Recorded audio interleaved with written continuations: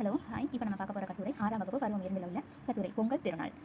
இந்த கட்டுரை 10 மார்க்ஸ்க்கு வரும். இது 6வது உள்ள கட்டுரை. இப்போ பாருங்கள், குறிப்பு சட்டகம், முன்னுரை, 4 நாள் பொங்கல் திருவிழா, போகி பண்டிகை, தைப்பொங்கல், மாட்டுப்பொங்கல், காணும் பொங்கல், முடிவுரை, இது எல்லாமே என்னது குறிப்பு சட்டகம். இப்போ முன்னுரை ஃபஸ்ட் பார்க்கலாம். உழவு தொழிலை சிறப்பிக்கும் திருநாளே பொங்கல் திருநாள் ஆகும்.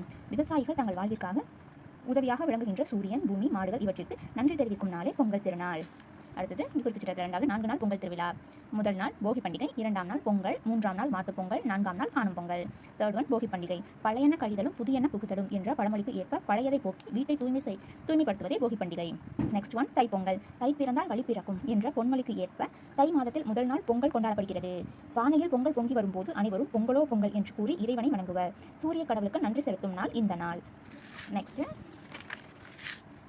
மாட்டுப்பொங்கல். பொங்கலுக்கு மறுநாள் மாட்டுப்பொங்கல் கொண்டாடப்படுகிறது. உழவு தொழிலுக்கு உதவியாக இருக்கின்ற மாடுகளுக்கு நன்றி கூறும் நாள் இன்று, அதாவது மாட்டுப்பொங்கல். நெக்ஸ்ட் காணும் பொங்கல். 4ஆம் நாள் காணும் பொங்கல் கொண்டாடப்படுகிறது. உறவினர்கள் நண்பர்களை காணுதல் மற்றும் பெரியோர்களின் ஆசி பெறுதல் என்பவை அடங்கும். லாஸ்ட் ஒன் முடிவுரை. தமிழர் பண்பாட்டை வெளிப்படுத்தும் பொங்கல் திருநாள் ஆகும்.